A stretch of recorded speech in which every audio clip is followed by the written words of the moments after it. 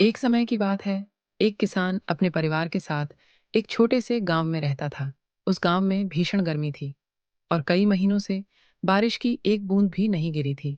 सूखे के कारण उनकी फसलें सूख रही थीं, जिसके कारण पूरा गांव दुखी रहता था। गांव वाले बारिश के इंतजार में हमेशा उत्सुक रहते थे, लेकिन बारिश नहीं हुई। एक दिन सभी गांव वालों ने एक साथ अपने अपने घर में प्रार्थना करने का निर्णय लिया। उन्होंने प्रार्थना करने का एक निश्चित समय तय किया। किसान, उसकी पत्नी और उनकी 6 साल की बेटी भी प्रार्थना करने के लिए एक साथ एकत्र हुए। किसान और उसके परिवार ने एक साथ बैठते हुए हाथ जोड़े।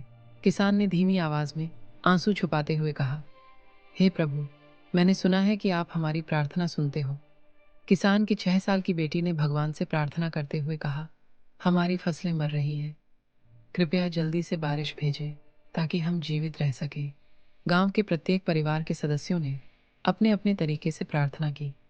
छोटी लड़की ने प्रार्थना करते हुए कहा, हे प्रभु, मेरे पिता बहुत परेशान हैं।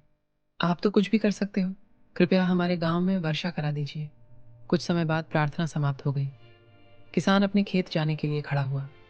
उसे जाते देख बच्ची ने उनसे पूछा, पिताजी, आप कहाँ जा रहे हो? पिता ने जवाब दिया, मैं कुछ काम करने के लिए खेत जा रहा हूँ। लड़की तेजी से अपने पिता के पास गई और बोली, रुको, मैं भी आपके साथ चलूंगी।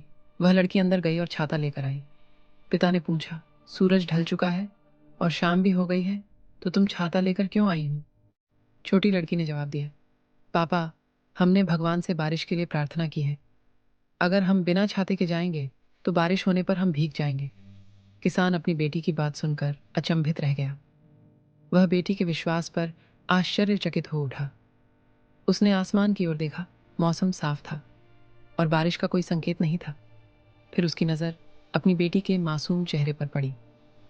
उसी क्षण उसे लगा कि उसके अंदर से कोई आवाज़ कह रही है, प्रार्थना करना अच्छा है, लेकिन उससे भी अधिक महत्वपूर्ण है कि उस प्रार्थना पर विश्वास किया जाए।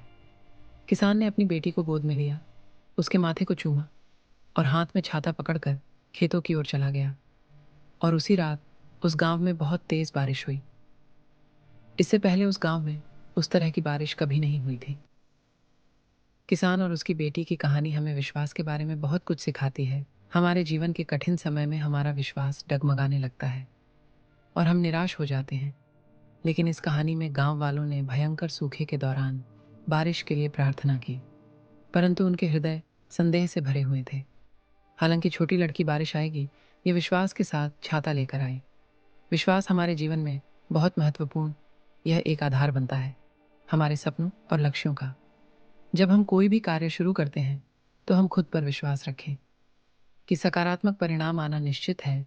विश्वास के बिना हमारे प्रयास विफल हैं और हम बहुत आसानी से हार मान सकते हैं। लेकिन जब हम वास्तव में विश्वास करते हैं, विश्वास हमारे कार्यों को संचालित करता है और हमारे कार्य हमें परिणाम की ओर ले जाते हैं। अगर हम अपने लक्ष्यों को संदेह के साथ देखें तो हो सकता है कि हम आवश्यक प्रयास न कर पाएं, प्रयास करें या बाधा के सामने हार मान लें।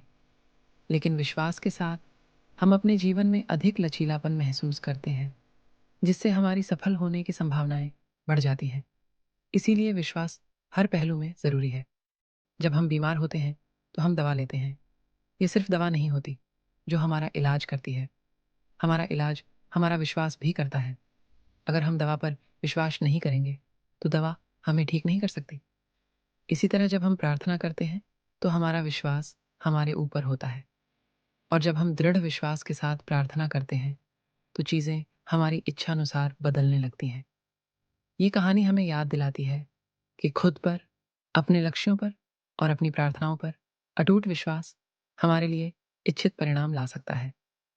विश्वास का मतलब सिर्फ सर्वश्रेष्ठ की आशा करना नहीं है, यह आश्वस्त होने के बारे में है कि हमारे साथ सबसे अच्छा होगा।